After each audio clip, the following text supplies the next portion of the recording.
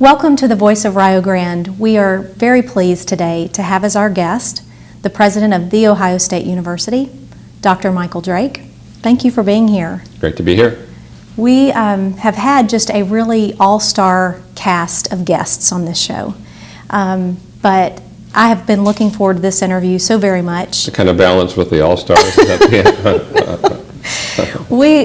I just first wanted to extend just some appreciation to you, Dr. Drake, for we came into the state close to the same time, yes. And you've been a friend, and you've been very kind to me, and I really appreciate that. And we've worked together on a few things, and we'll continue to do that. Some partnerships and some other things with some other issues that are really brewing nationwide as it relates to sexual violence on our campus, and we'll continue to work together on some of those issues. But we're just really pleased to have you here today. Well, thank you. And I want to talk very little and allow you to talk a great deal. And I have some planned questions. I'm dropping things. That's okay. Okay. That's all right. Okay. Before we started today, we had the opportunity to talk to some students that are in broadcast and communications programs, and they talked about spontaneity. Yes. And the need to have spontaneity. So probably throughout the next 30 minutes we'll have a lot of that, and we'll just hopefully it'll be a good thing all the way around. I'm sure it will. Wanted to start by talking a little bit about some of the things as you came here and you moved from California, yes. Came to the state of Ohio, thought about what this great institution has to offer and where it can grow and how it can chart a course that's really important for not just this area but the country and globally.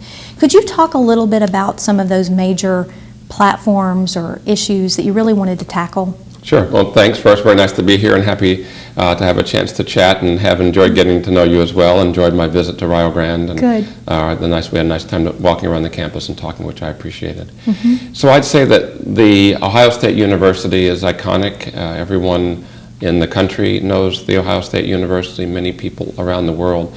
So when we do things here, it matters beyond the sound of our voice or beyond our horizons. Mm-hmm. And we're able to have an impact on people or policies or things that are taking place in lots of different arenas. And so that's one of the great attractions and privileges of being associated with such a significant institution.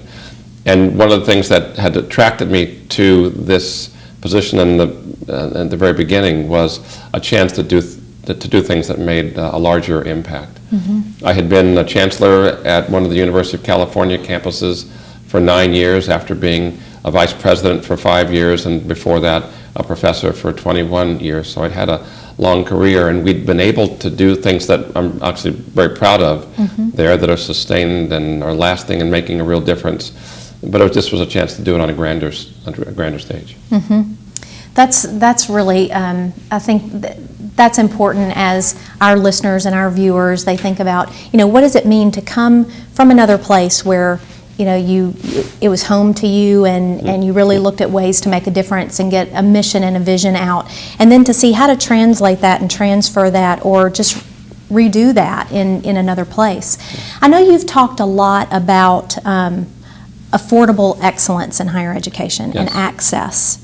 And I think that nationally, that conversation has gone on quite a bit, and a lot of it has been related to community colleges and some of the other types of institutions. Yes. So it's been really interesting as I've read some of the things that you've talked about, and then when we visited at the Rio Grande campus, to hear you talk a little bit about that access issue as it relates to The Ohio State University and just higher yes. education in general. Can you speak to that a little bit?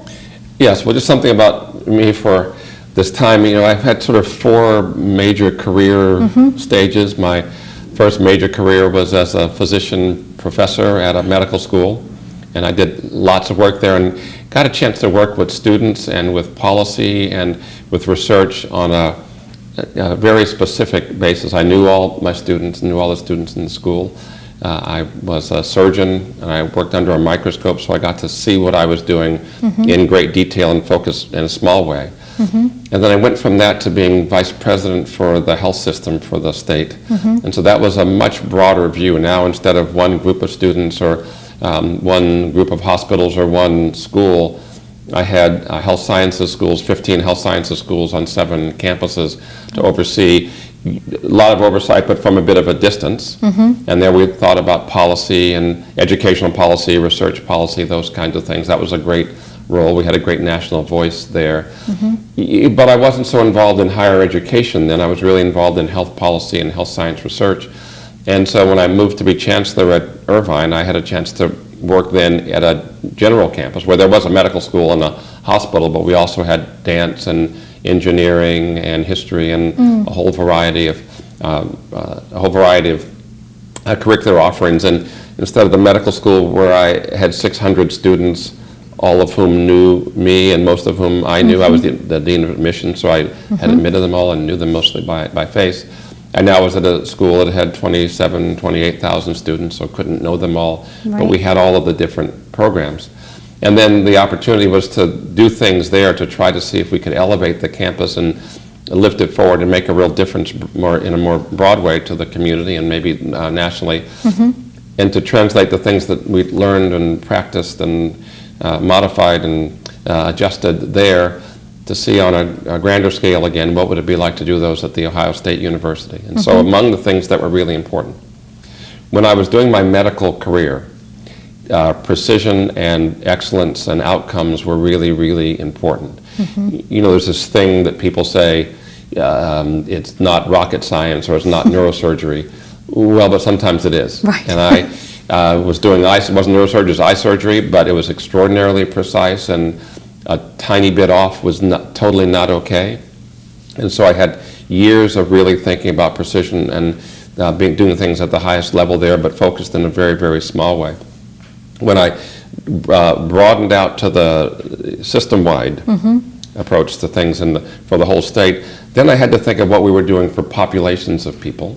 So it wasn't just this patient or this student or this class or this research project. It was really, what's our effect on whole populations of people and their health, and that was something to think about.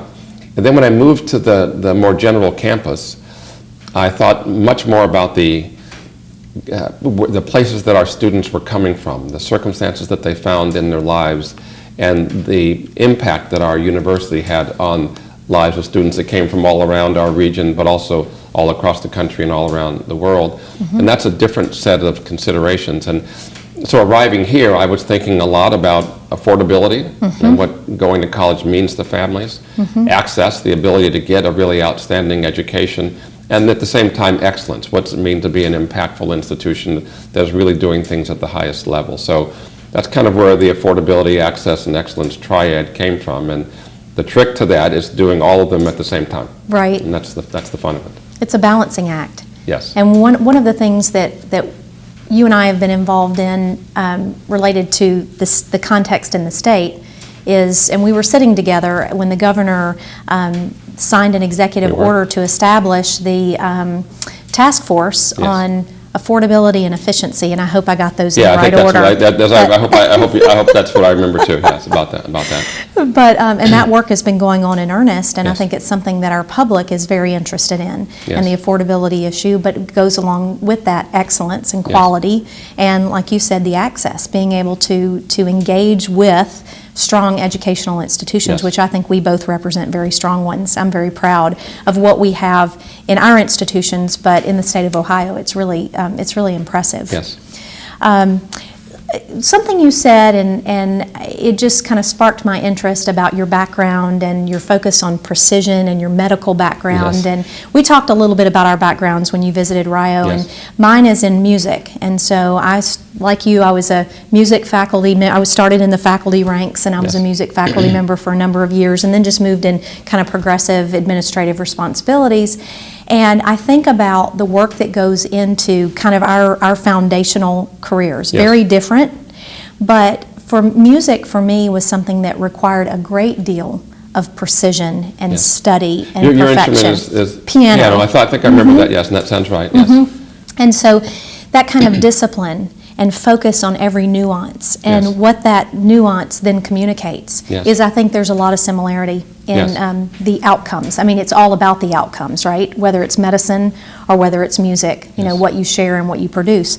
How do you think that translates to leadership the whole idea of the art and science behind that, and leading such a large institution with so many players and so many students like The Ohio State University. I tried to think of that. So let me say music. So one thing, I have a music hobbyist, I think it's great fun, and I worked in a record store as a teenager for years, so I listened to a lot of music.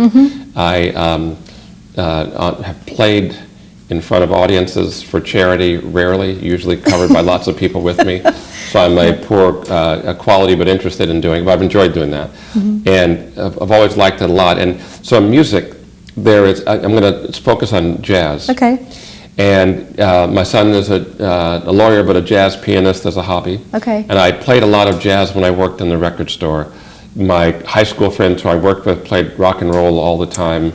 And when it came time for me to play something, I was trying just to do something a little different and played a lot of jazz. And so many of the jazz players were very carefully studied musicians, really great at whatever their instrument was. And then that allowed them to improvise. Once they really were solid, they could improvise. If you improvised without being solid, it was noise and not interesting. But once you had a really solid foundation, you could try to do things a little bit differently. And so I think that managing things is kind of the solid foundation upon which all of our institutions would run. It's making sure the trains run on time and people know where to go. There's heat and there are professors in the classrooms and all those kinds of things. Right. Leadership is being out front, and leadership requires creativity. It requires innovation. It requires being an entrepreneur in a way. If I define an entrepreneur as being someone who needs to inspire other people to be creative.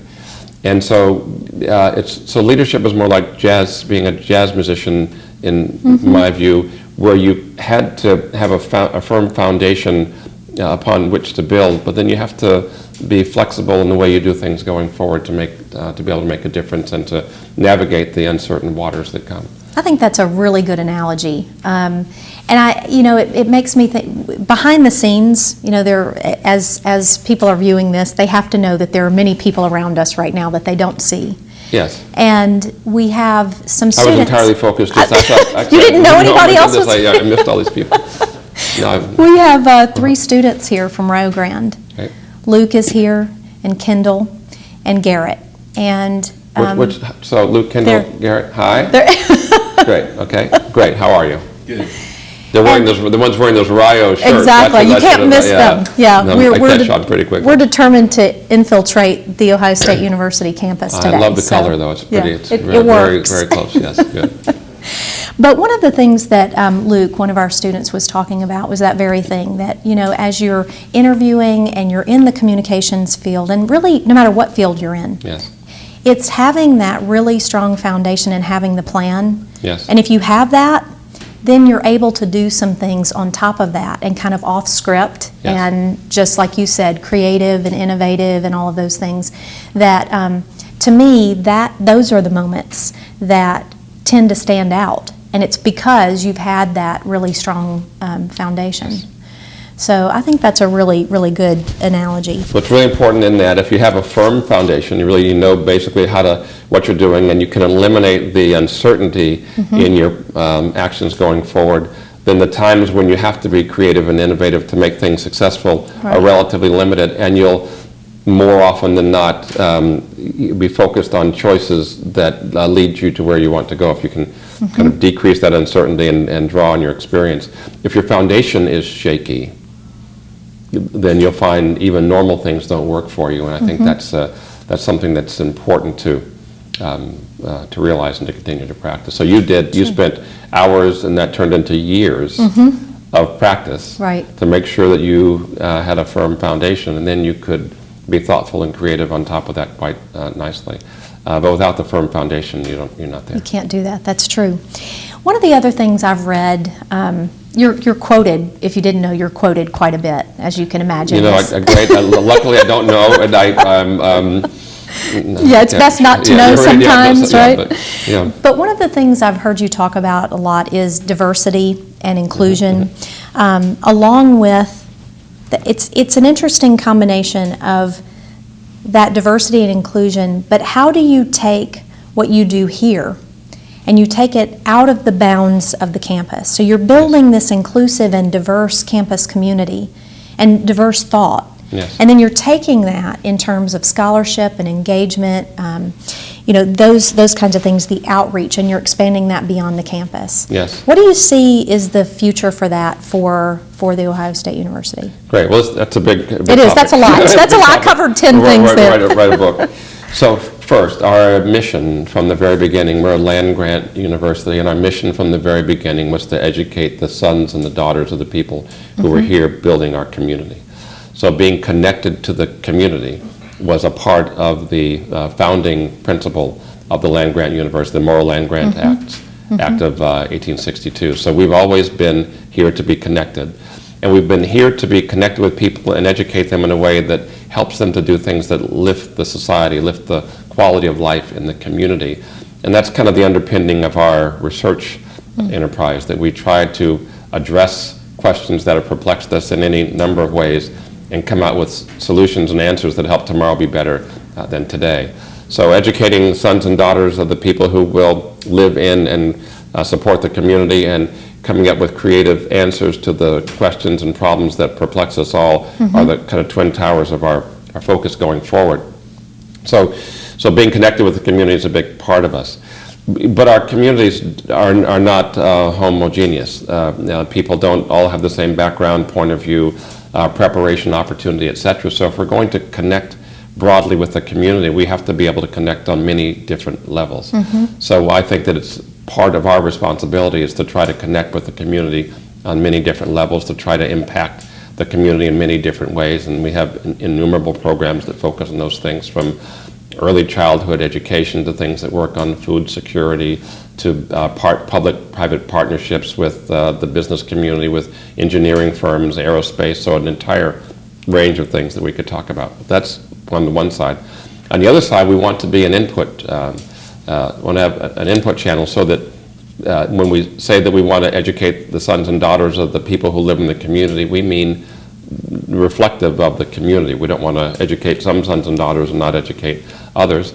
And there are maybe three reasons that we think that that's important. One is the opportunity that we as a public institution should offer to people broadly. That's the access mission that I mentioned. We want to make it that if you're a young, industrious, bright man, woman, this is an opportunity that you can look forward to, and we want to be a part of that. Second, when our students come here, they have an incredible opportunity to learn from people with different points of view. And our neighborhoods tend to be more homogeneous than maybe would be our ideal. The campus is not homogeneous. The campus is incredibly diverse, and students come from all over to live here. And so even if you lived in a relatively homogeneous neighborhood, however you define that, when you come here, you'll find people who are different than you are, and people who are different than the people who might be in your neighborhood or your family. And you get a chance to live and learn and work with them and teach each other and make this a much more robust environment. And then finally, when you go out into the world, that world is incredibly diverse, and there are all kinds of points of view and places on the map and situations that people find themselves in. So if you've been able to learn and grow in such a community, we think that you'll have an easier time working with the very diverse world when you go out there. So it's a critical part of our excellence to be inclusive in our ideas, to create opportunity for people to have an enriched academic and learning and living environment, and then to be able to prepare people to be leaders in the world and touch people from all points of view. So a very, very important part of what makes us outstanding. Yeah, and I think it's really going to be, as you lead this institution, to really watch that continue to expand. Like you said, it's core to your mission and what this institution has been about since it was founded. But just to see where that goes, you know, as I drove around the campus today a little bit as I came into town, there's a lot going on here as far as construction. You know, besides the activity of the students moving to and from classes, I had a chance to stop some of your students and talk to them and see how they're doing. They probably thought, who is this lady? Why is she questioning me today? Yeah, who are you? Yeah, it was kind of that look on their face. They were much more polite than that, but they had that look. Let me say, I have confidence that they were much more polite than that. They were very nice. Yes, thank you. So, Can you talk a little bit about some of the things that are going on here on your campus that are representing that growth and the alignment with some of the things that you're talking about? Yes. Well, we have a variety of things that the students are involved in. First, academically, we have myriad programs, and so we're pleased about the quality of those programs, and we're actually looking at some things we can do to continue to advance ourselves forward in the quality of education and student services. We're a member of a thing called the University Innovation Alliance, which is a partnership of 11 large public research universities from across the country, Georgia State, Arizona State, several others, but all across the country. And we're working there to meet with our colleagues at these other universities to share best practices in things like student advising and curricular load and how we communicate with our students, and a variety of things that are meant to help them have a better collegiate experience. We're receiving lots of data from our students, getting lots of feedback from them, and trying to analyze those data to be able to predict the things that we can put in front of the students or make available to the students so they have a better experience. So we're thinking a lot about that student experience on a daily basis. And then our students are out there in the world a lot. Last year, students from the Ohio State University performed about 1.2 million hours of volunteer work here in Columbus and around the world, and they did everything from reading to children to working at the zoo to internships and other things in different places, building. I worked with some of the students on building community farms in different places around Ohio and in other states, and so many things that they've been doing, working with a variety of groups, as I mentioned, civic, religious, many other things. We had an all-night dance-a-thon. Students practice for that a lot, I think, but they had an all-night spontaneous practice, but they had an all-night dance-a-thon where they raised over $1.2 million for Children's Hospital, focusing specifically on children with cancer. So lots of things that the students do generally to connect themselves with the community. And then our student leaders, our elected student leaders and undergraduate student government have focused on a couple of issues. We had the president and vice president of our student government last year were both women for the first time in our history, and then the president and vice president this year are both women. Again, so I like this. I'd like to trend.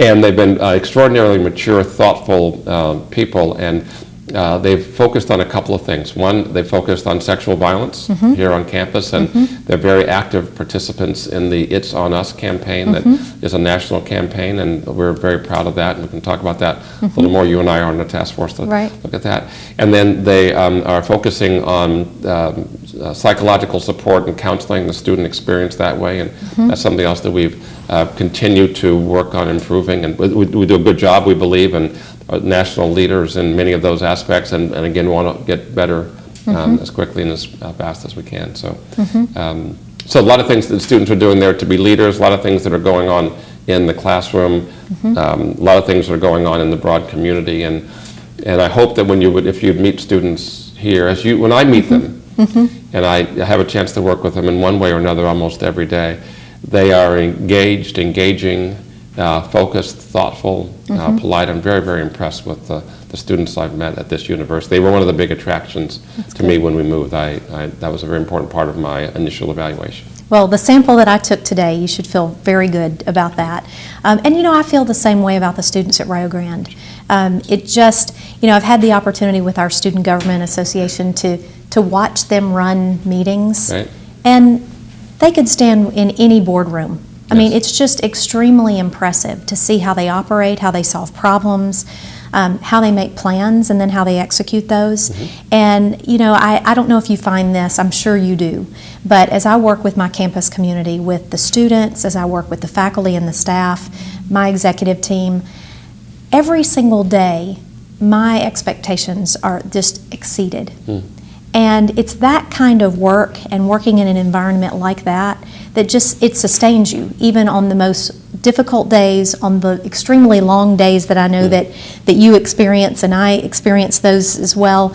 And it's just that kind of thing that really makes a difference when you have the people around you that really want to make this better. They want to make the communities better, and they want this experience and the outcomes of this experience to just be transformational. Absolutely. The students I met on your campus were great as well. It was hot the day we were there, so I was moving around a bit. But we say we want to enable, empower, and inspire them to make a difference in the world.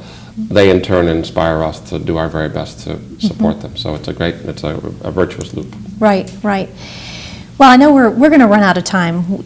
It never seems to be enough in 30 minutes. But one of the things that I like to do in every segment of this show is our listeners and our viewers, they really are interested in the personal aspects. We talk about our institutions and very important work that's going on, but we also have families and friends and things kind of we like to do out of the office. And I remember you saying that you do a little biking. I do. And is that something that you've done over the years, or it's a new interest? I was in a bike club when I was 12. Okay. And then rode through with that club until I got old enough to have a car, I think. And then we have two boys. They're grown. Two sons, I should say. That's a better term for them. Yeah, they'll always be boys. They're grown, married, and have children, so right. I should say sons. But when they were about 8 and 5, I went into a bike shop to see about getting bikes for them. Maybe even a little younger than that they were. And I smelled the rubber of the way the bike's back, and I remember being 12 again. And so I started riding again more actively then, and still ride. Any day I would like to. Not quite as much time as I wish, but I still have a bike close at hand and ride. I rode in Pelotonia this summer and last summer, and wonderful. I do what I can to ride around the neighborhood and the vicinity, which is great fun. Yeah, that's good. It's nice to have that when you can get that kind of release. The other thing, and I did not warn you about this, but one of the things that I do at the end of every show is I ask the guests to give the listeners whatever is on your mind as far as words of wisdom today. It may be different than what you would say tomorrow or any other time, but what would you want to leave with our viewers today? I think that something that's been very important to me in the positions I've held, particularly this last decade, 11 years when I've been in a position like this, is that we talked about leadership, and leadership there's a great deal of uncertainty in leadership. That's when you're the one who's in front, then you're not, when you're leading, you're not following. That's right. By definition almost. And I found the most important thing that I found in leadership and exercising leadership was to try to practice values-based decision making, to try to know what your best idea of the right thing to do was and to see how you could implement that. And there are times when there are many things that one could do that are easier than what you know is the right thing to do, more expedient. But I find that those shortcuts of not doing the right thing always come back to haunt you later, and that life works well when you have the internal guide that is helping to send you to the right thing and making those difficult decisions day in, day out. I don't know how much time we have. We have one more minute, or perhaps we can take it. Squeeze. Yeah, we can squeeze it out. I happen to be personal. I happened to be traveling last week, and the last event that I attended was a memorial service for someone who I'd known when I was in medical school, the dean of the medical school, and I happened to have dinner with colleagues, all of whom are older than I, some a half a generation who'd been the junior professors when I was a student, and then some his generation who'd been one generation ahead. They were now in their 90s. And I was pleased and humbled to be with them. There was a small dinner of people, and they'd had very productive lives.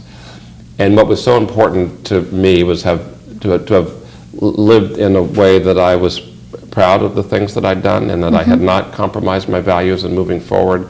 And that meant that I could kind of cycle back after 30 years with people who I'd trained with, and we had nothing to regret or to apologize for, because we'd all done the best we could every day moving forward. And I think that I always want to live my life so that is true. And I think that's the advice I give my sons and all, just to you know what the right thing to do is, and just make sure you do that. You do it. That's a really great message and a wonderful way to end this segment. And again, thank you so much. And I look forward to us having further conversations, and maybe we can do this again in the future. But it's just been a real treat. Thank you so much for being here. Well, wonderful to see you, and Thank you. pleasure to have a chance to talk with you. Thank you. Thanks.